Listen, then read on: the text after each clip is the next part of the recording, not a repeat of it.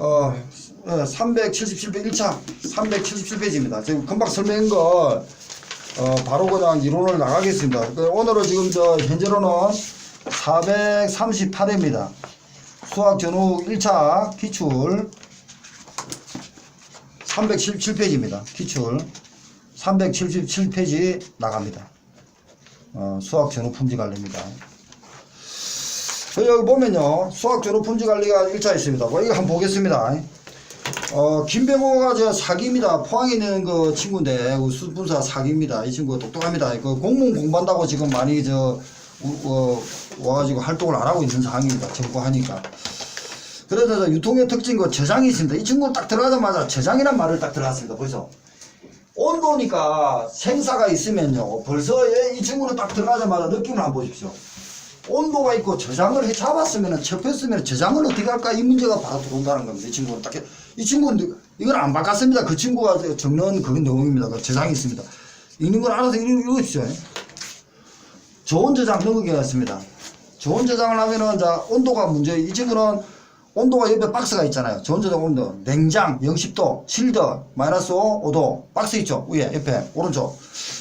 빙온, 빙온, 부분 동결, 이런 식으로 딱 되어 있습니다. 이걸 감을 잡으시고, 그러고 나서, 나머지는 다 그런 거 다 하고 일단 넘어가십시오. 처음부터 이걸 생각하지 마시고.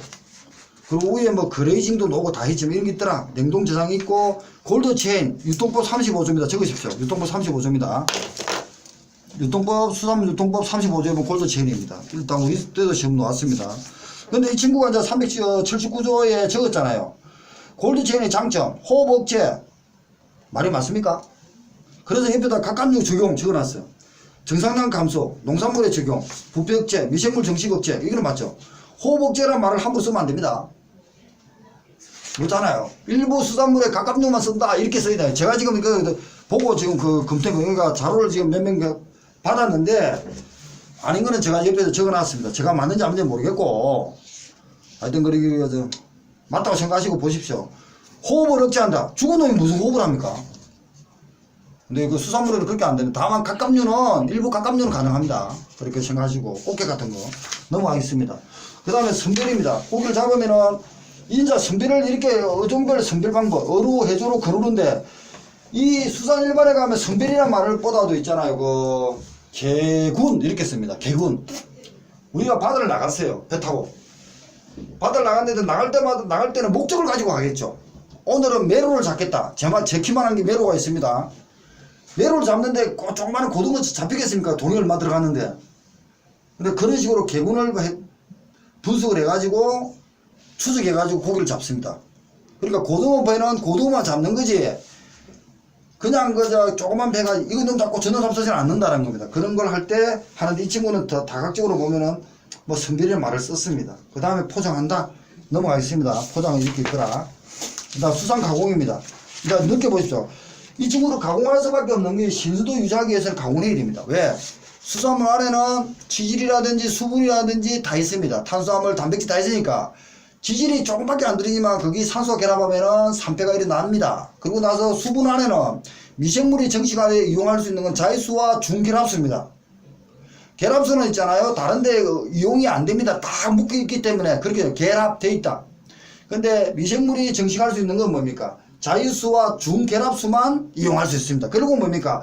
수분 활성도라는 것은 자유수의 비율을 찾아내는 겁니다. 자유수가 비율이 많으면은 부패가 심할 거니까 그걸 방지하는 것이 AW 수분 활성도 아까 나갔습니다. 그런 식으로 들어가면 됩니다. 일단 그 정도만 하시고, 그리고 수산 가공을 할 때 보면은 원료의 조건, 어표리에 주에 보면은 고기를 보면요, 적색, 백색 이렇게 나누어집니다. 그렇게 한갑 다 그 정도만 하시고 지금 초기니까요.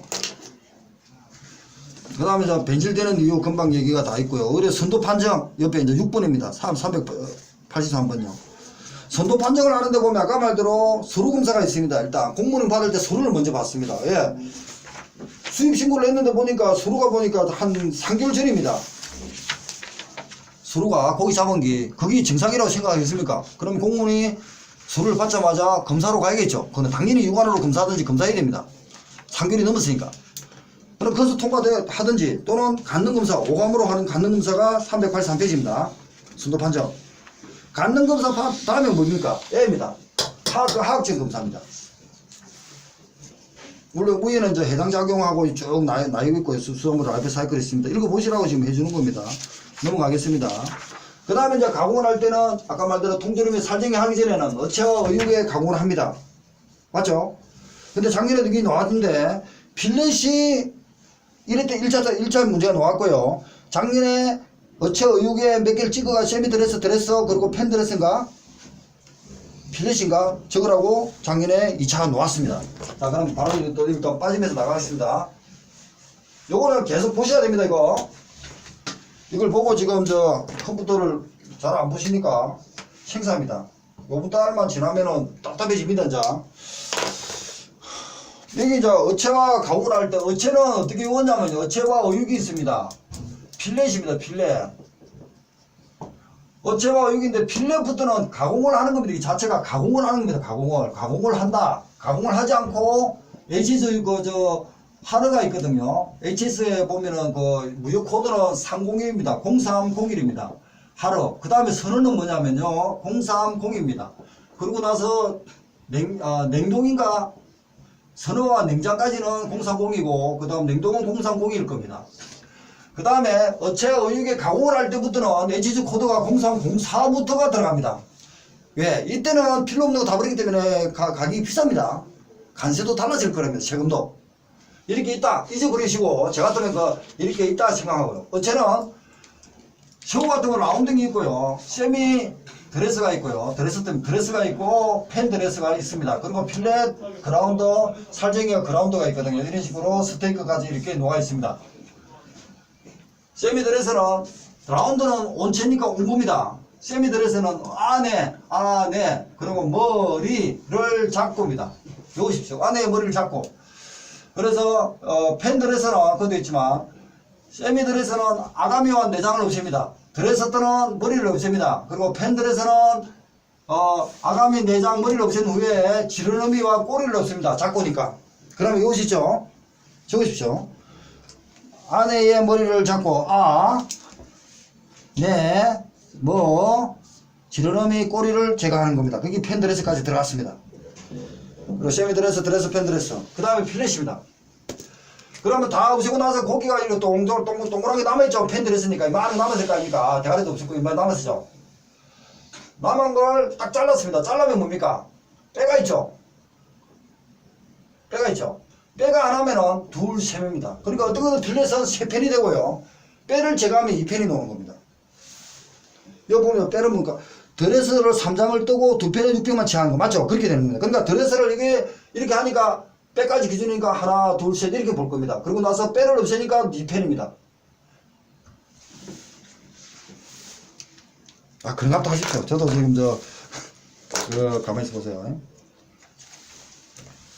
제가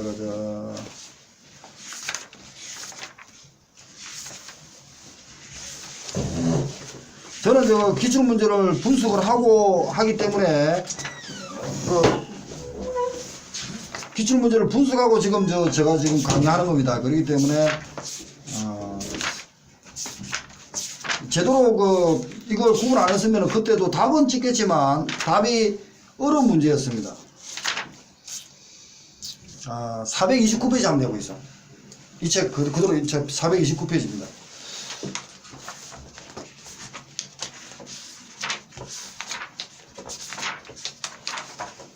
(429페이지) 262명 어체의 척추뼈 부분을 제거하고 이 두 개의 유펜으로 처리한 거 필렛입니다.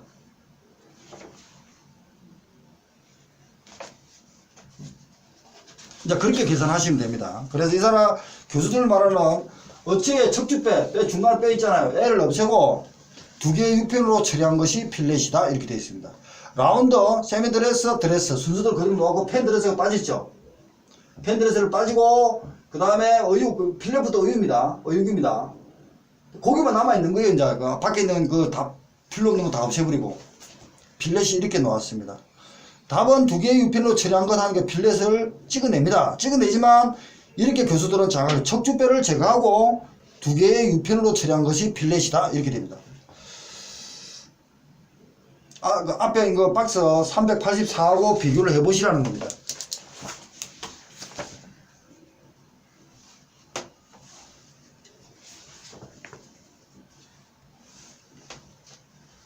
네, 비교를 해보시면 여기서는 필렛은 드레스하여 3장을 뜨고 이렇게 3장을 떠나봐요. 뜨고 2장에 600만 치한 건 뭐 헷갈리 이해가 안 되잖아, 그죠? 그 다음에 청크는 드레스 384입니다. 드레스한 것을 통째 썰기. 스테이크는 필렛 딱 2cm 두께로 자른 거. 스테이크 잘라야 되니까 2, 3cm로 각으로 자른 거. 찹. 체육기에 걸러서 발라낸 육. 이게 찹이 아까 체육기 저긴가 봐요. 살쟁이 발라낸 육이 찹에서 하느냐. 이 살쟁이가 이걸 내가 그라운딩이 하는데 찹에서 하네요. 찹. 고기를 발라낸 거. 찹. 이런 식으로.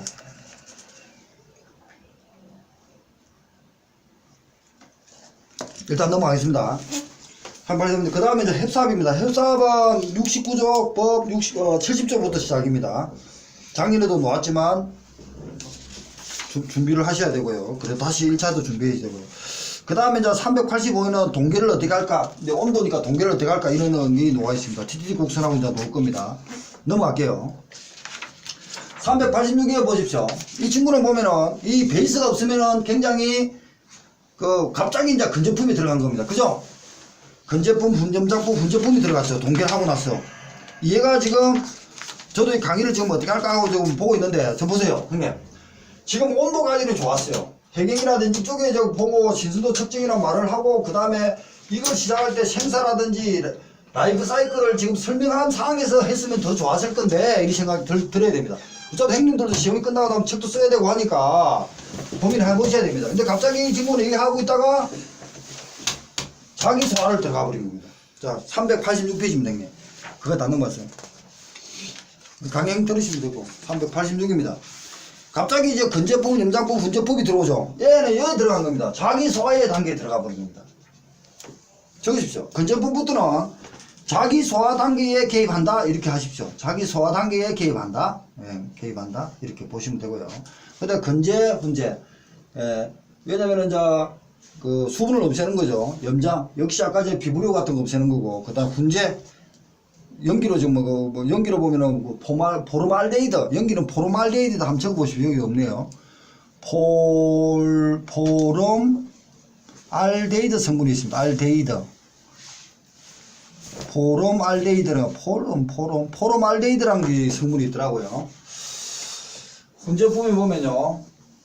훈제품에 포름알데히드는 이거는 말하는 포름알데히드. 포름알데히드라는 게 있습니다. 이 성분은 사람이 먹으면 죽는데요.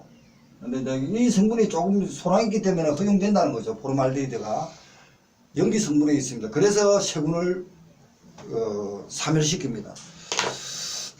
이렇게 하더라 이 정도. 그 다음에 연제품 있고요. 연제품 아까 어묵 있잖아요. 어묵 겔 같은 상태가 있습니다. 여기서 보면은 졸 있고 겔이 있습니다. 탄력이 있는 겔이다 하는데 여기다 연제품 밑에다가 탄력 있는 겔에다가 망상구조로 적으십시오. 2차 적을 때는 망상구조로 말을 적어야 됩니다. 망상구조입니다. 망상구조가 뭐냐면요. 연제품 어묵에서 보면은 망상구조가 있는데요. 망상구조입니다. 고수들이 쓰는 단어는 이겁니다. 이거 뭐냐면은 어묵이라는 어떤 제품이 있습니다. 어묵에 그 탄력선을 만드는데 막 이렇게 있잖아요. 거미줄 같이 이렇게 망상되어 있는 거예요. 그래서 서로 이렇게 탄력으로 탁 당겨준다는 겁니다. 그게 겔 상태입니다. 겔을 만든다. 겔. 그리고 이제 겔이고 졸이고 뭐 젤도 되는데 영어로는 GELL입니다. 제가 보기에는 겔인데 어떤 한국의 사람은 젤로 발음할 수도 있고 어떤 사람은 겔로 발음할 수도 있는 겁니다. 영어가 쓰는 게 더 좋죠. 물론 그 전에 액체가 왔다 갔다 하는 것은 졸입니다. 그래도 아까 졸은 여기 단어가 있었죠. SOLL인가 뭐 졸입니다. 졸하고 겔은 다릅니다. 근데 제가 보기에는 처음에도 겔과 젤과 헷갈리는데 발음하는 사람이 G가 영어로 발음할 때 기역 발음할 수도 있는데 이 기역 발음이 맞습니다. 근데 G 발음하는 사람도 있습니다. 옛날에는 외려 할 때 적을 때 그래서 겔이 맞는데 젤도 쓰고 막 그러더라고요. 저는 그렇게 알고 있는데 한번 더 고민해 보겠습니다. 그 다음 넘어갑니다. 380의 통조림입니다. 뭐 이거? 지금 이 친구는 식품을 넣고 탈기, 밀봉, 가열 대신에 살균, 가열, 그렇죠. 탈기, 밀봉, 살균, 냉각, 가열이랑 하나 더 나왔네요. 그 다음 살균 다음에 냉각을 적으십시오. 그 다음에 포장, 이렇게 들어가면 포장. 근데 가열은 보통 안 쓰는데 썼네요. 탈밀, 살균, 냉각, 포장, 이렇게 적으면 됩니다. 그렇죠. 가열을 하죠. 살균, 왜냐면은 살균하기 위해서는 가열이 그렇죠. 네. 냉각, 포장까지 적어놔야 됩니다. 살균, 냉각, 포장. 그러니까 여기서 이제 포장이란 말을 한번 썼는데, 이 포장을 있잖아, 놓을 때요. 시험을 보실 때, 1차 보든 2차 보든 간에, 통조림을 만들 때 포장이란 말이 나왔지만, 이걸 전자 제품으로서도 포장이 됩니다. 이 포장은 있잖아요. 물론, 바다에서 할 때, 동계를 해가지고 그레이징 하는 것도 포장입니다. 속 포장하는 그레이징 빙어를 입히잖아요. 싹 고기를 착 물 뿌려가지고 온도가 이거 낮으니까 팍 해가지고 얼음물이 생겨버리잖아요. 이 빙이라 그러는 그레이징이라 그러는 이것도 포장입니다. 근데 가공 단계에서 마지막에 제품화할 때도 포장이 됩니다. 그러니까 시험에 물어볼 때 이 포장인지 전체 포장인지 개념을 가지고 해야 됩니다. 교수들은 포장을 여기는 요번에 쓸 때는 넓은 개념의 포장이라는 개념을 말 안 해주고 쓰면서 우리가 분석을 해야 되는 거예요. 포장은 넓게 보신다 이렇게 보시면 됩니다. 그 다음에 레트로도 식품 있습니다. 가공식품 넘어가겠습니다. 자, 조미 가공품 있고요. 가공하는 겁니다. 가공기계가 있고요. 읽어보시기 바랍니다. 그럼 빙의하고 빙의는 여기서 하잖아요. 빙결점하고 빙결점. 예, 여기다 온도가 나중에 할 건데. 온도에 따라서 예, 온도입니다. 온도. 이거 보면 이런 말이 있습니다. 빙결점이란 말이 있고요. 빙결점이라는 게 있습니다. 이 점은 온도입니다. 온도 구간입니다. 온도. 점은 얼음입니다. 얼음. 점은 빙점 있잖아요. 우리 얼음. 고기가 냉동을 하던 동계를 하면은요. 고기 안에 수분이 있을 거 아닙니까? 수분이 이렇게. 고기 안에 수분이 있잖아. 수분이 거의 7, 80, 60에서 90까지 되니까 수분이 온도에 따라 가지고 침투할 거 아닙니까? 온도가. 그러면 안에 이 수분이 지금 얼음입니다. 얼음이 되는 거는 빙결점이라는 겁니다. 그 빙결점을 만드는 온도 구간은 빙결점이라고 합니다. 점과 정을 구분하시면 됩니다. 그래가지고 나중에 분석을 다시 하기로. 지금까지 그 들어가면 헷갈리니까 그러면서 칠드가 어떻고 뭐가 빙결점이 어떻고 급속 동결이 어떻고 막 사고 이런 얘기를 합니다. 그럴 때는 보통 온도 얘기를 하는 겁니다. 근데 빙결점은 그 안에 수분, 안에 얼음 비율을 정입니다. 얼음입니다. 빙의는 빙의. 네. 빙의라는 것은 여기다 포장을 할 때 아까 했잖아. 고기를 이렇게 앞에 원양산에서 사보면은 바로 신선하기 위해서 동기를 식혀야 될 거 아닙니까? 급속 동기를 40도 이상 내려가고 하거든요. 동기를 식히기 위해서 물을 뿌립니다. 온도가 바다에서도 하니까 물을 딱 뿌리자 보면 여기 살얼음이 팍팍 생깁니다. 이게 한국말로 빙의라 그러고요. 영어로 그레이징이라 그럽니다. 그레이징, 빙의. 빙의하는 방법은 아까 말한 물 뿌리죠. 물 뿌렸으니까 분무법입니다. 또는 얘 고기가 작으면 물에 팍 담가겠죠. 침수법입니다. 급속 침수법. 이렇게 해가지고 빙의를 만듭니다. 이게 빙의, 그레이징 똑같은 말입니다. 그냥 그걸 갖다 하세요. 할 수 있고.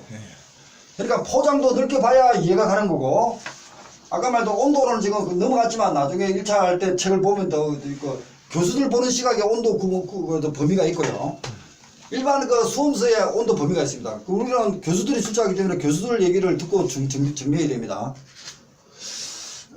여기서 빙의 그레이징 합니다. 빙의. 지금 드라마에서 빙의 하는 게 아니고, 그건 정신병이고, 정신에서 하는 거고, 빙의 그레이징입니다. 그레이즈가 미끈미끈하게 하죠. 그러고 나서 분무법이나 뿌리는 거고, 침지법은 담갑니다. 침수나 침지가 맞을 것 같아요. 저는 다 될 것 같는데, 한자로 쓰니까. 그러니까 고기를 잡아가 물에 팍 담가버리면 얼음이 생길 거 아닙니까? 옷이 입힐 거 아닙니까? 포장이 될 거 아닙니까? 그러면 애가 고기 안에 포장이 됐기 때문에, 그러고 나서 외부에 그 포장을 합니다. 비닐 또 쌉니다. 그럼 안에 들어가는 비닐은 뭡니까? 속포장이죠. 맞죠? 네. 소포장이기 때문에 빙이나 그레이징 똑같은 말이지만 그레이징 입힌 건 소포장을 생략해도 되겠죠? 그런 말이 나오는 겁니다. 그 넓게만 보십시오. 지금은 그 강의 듣고 넓게하고 지금 전체를 봐야 됩니다. 지금 포장은 넓게를 보고 있더라 이런 얘기를 하고 있는 겁니다. 지금. 예.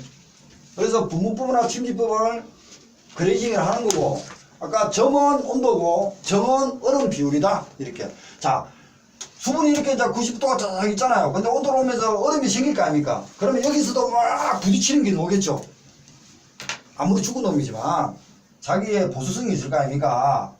부딪혀가지고 탁 얼리가 있는데 나중에 가공하려면은 해경이 아니고 해동을 하겠죠. 풀겠죠. 해동입니다.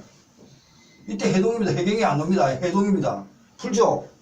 풀면은 여기서 지금 푼다는 것은 얼음 원래 가지고 있는 어체의 수분 말고는 얼음 덩어리를 빼내야 될 거 아닙니까? 해동을 시키다 보면 원래 가지고 있는 어체의 수분도 빠져나오겠죠. 단백질이라든지 뭐 수분 안에 들어가 있는 이런 것도 빠져나오겠죠. 그게 드립입니다. 드립. 예. 네, 자 드립이란 말이 나옵니다. 그래서 급속 동결이라든지 급속 해동을 해야만이 드립도 작아지는 겁니다. 자 유출을 그러니까 우리한테 필요한 건 놔놓고 이 온도로 가지고 인위적으로 얼랐으니까 해동을 하면서 가공하기 위해서 해동을 하면 그 상태로 돌려주는 게 좋을 거 아닙니까? 돌려주는 좋은 상태가 돼야 되는데 드립이라는 어떤 유출이 많으면 많을수록 이 어체가 어육이 수산물이 가지고 있는 것까지도 빠져나갈 거 아닙니까? 그 드립 유출이 많으면 안 됩니다. 그래서 드립량을 측정하는 겁니다. 올해 예상되는 파트입니다. 오늘 지금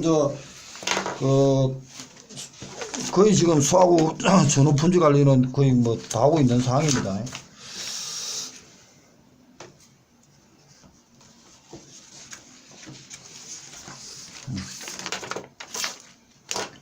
자, 그 다음에 이제 389페이지 넘어가겠습니다. 수산 가공 기기입니다. 기기가 보면 이제 1차에서 보면은 그 상장이 있고 터널형이 있습니다. 터널형.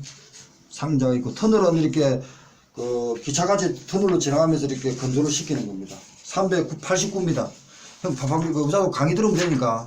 네, 넘어갑니다. 그 다음에 통조림 밀봉 방법이다. 아까 밀봉 방법이 이렇게 있습니다. 1밀봉, 2밀봉, 작년에 치밍 하고 작년에 그림이 나왔습니다.